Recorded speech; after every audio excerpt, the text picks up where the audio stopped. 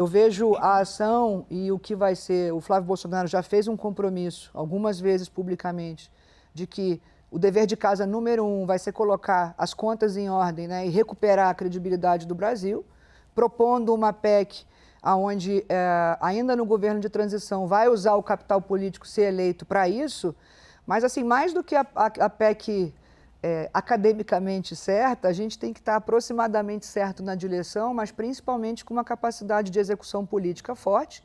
E aí eu acho que é um time que tem muita distinção, né, pela capacidade, mas o próprio Rogério Marinho tem um histórico de grandes reformas no Brasil, trabalhista, previdência. Eu fiz a previdência com ele, aprendi muito com ele sobre política, então me sinto uma ponte entre a técnica e a política.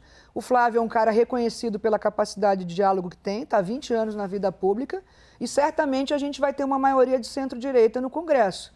Então, cabe a nós propor um programa, né, que recupere a credibilidade do país e que vai envolver a governança, mecanismos de controle da trajetória da dívida, e aí sim, cortes de despesas nos privilégios, em gastos tributários e outros, aonde você reancora. Hoje a gente está indo para um cenário de dominância fiscal. Então a ideia é reancorar as expectativas, dar um choque de credibilidade, fazer um ajuste de largada, e a própria curva vai fazer uma parte do trabalho a hora que você recupera a credibilidade. Então, eu acho que agora está tão descontrolado e com uma governança tão desorganizada e o Estado tão inchado e tão ineficiente, que tem um trabalho tanto na parte do arcabouço fiscal, que hoje é um arcabouço inócuo, quanto na parte da gestão dos ativos da União, que precisa de uma reconstrução e uma recuperação da credibilidade. Lucinda Pinto. Presidente, agora você acabou de comentar que falta credibilidade e a gente vê isso claramente, por exemplo, no juro real. As NTN-Bs, que são os títulos públicos indexados ao IPCA, estão pagando mais de 8% de juro real, que é uma demonstração dessa falta de confiança, dessa falta de previsibilidade por parte do mercado. Então, o próximo governo, seja ele quem for, e ainda que seja necessário fazer todo esse planejamento, um plano mais aprofundado, vai precisar chegar e já dar um sinal muito firme para reconquistar essa confiança do mercado. Que sinal é esse, então? É uma medida, é um arcabouço diferente, é um nome no Ministério da Fazenda? O que dá para fazer para conquistar essa confiança? Você trouxe um ponto muito relevante, porque o primeiro passo do abismo, por isso eu tenho falado, a gente está indo para um abismo, e isso não é uma opinião política, isso é um dado técnico, porque contra número não tem argumento. Então, agora a gente chegou num estágio que, a despeito de estar pagando acima de 8% de juro real, teve um leilão recente que não apareceu ninguém. Então, quando nem acima de 8% ninguém quer financiar esse governo, significa que está perdendo a crença de que haverá capacidade de pagamento. O que isso significa?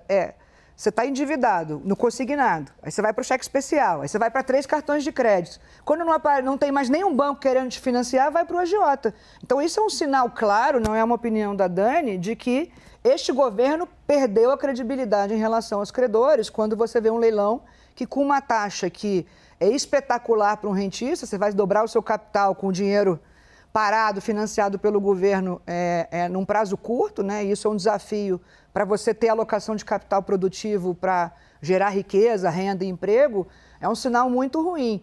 Então, o compromisso que o Flávio fez foi que, além de medidas de revogação, né, tributária, e acho que teve muito, na tentativa de bancar esse descontrole de gastos, uma elevação absurda de impostos e criação de impostos, uma arrecadação acima de 2 trilhões e ainda assim a conta não fecha.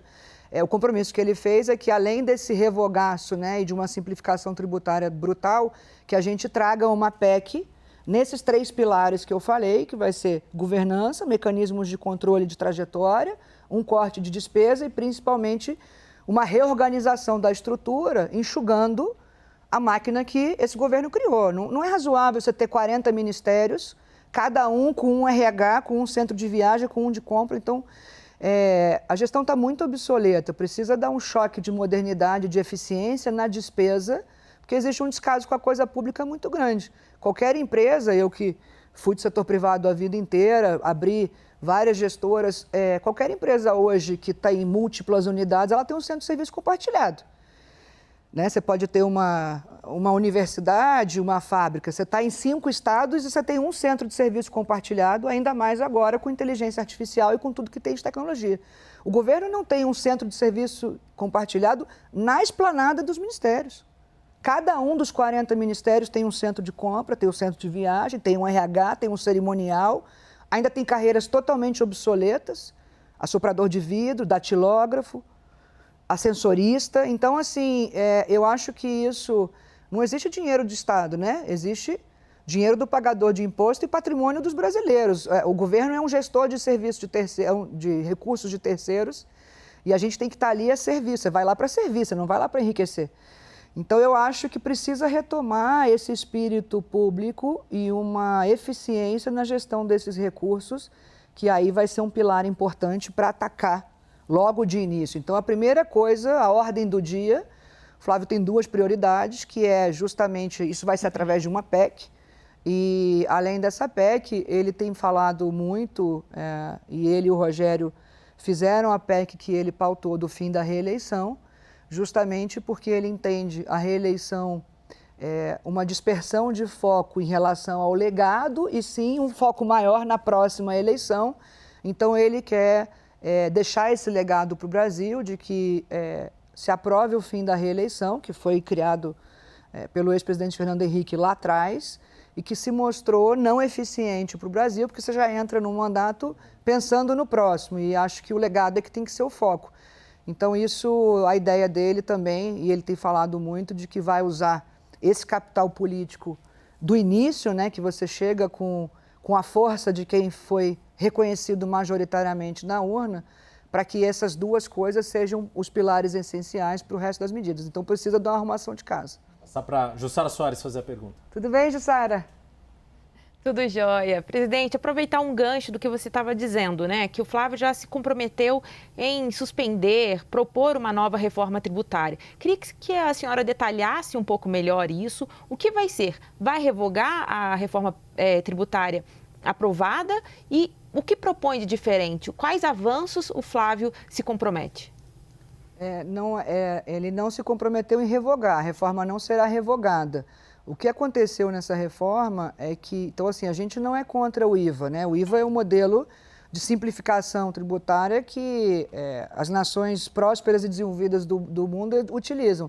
Só que foram criadas uma reforma que tinha a intenção de simplificar a estrutura, ela tem tantas exceções e tantas páginas de regras acessórias que em uma transição tão longa, que ela mais complicou do que resolveu. Então, a ideia a transição está atrasada, existe muito questionamento, aí você tem que conviver com 2 modelos. Outro dia eu estava tentando pegar uma estatística atualizada de quantas normas tributárias tinham e eu cheguei num número que parece que tem mais de 500 mil e cada empresa grande, no lucro real, tem que acompanhar pelo menos 2.000 normas tributárias diferentes. Isso é um manicômio, né? Então, o que acontece? Quando você vai dando...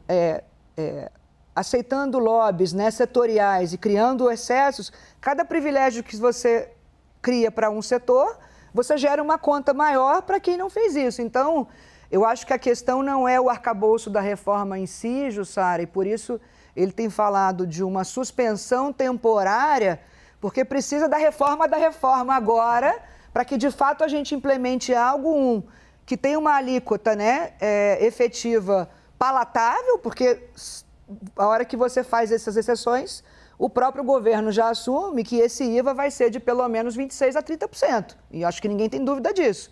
E isso é insustentável, principalmente para o setor de serviço, né? Então, você tem uma combinação de complexidade numa reforma que tinha o objetivo de simplificar e 2, de uma carga muito elevada que talvez penalize em excesso o setor que é o maior gerador de empregos do país.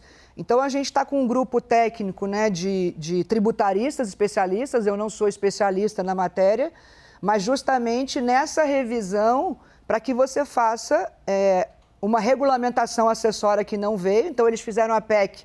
A PEC exigia uma série de regulamentações posteriores que não foram feitas. Então, é um trabalho incompleto, o que tira a previsibilidade do empresário, ele não sabe a que regime ele vai servir e transição longa.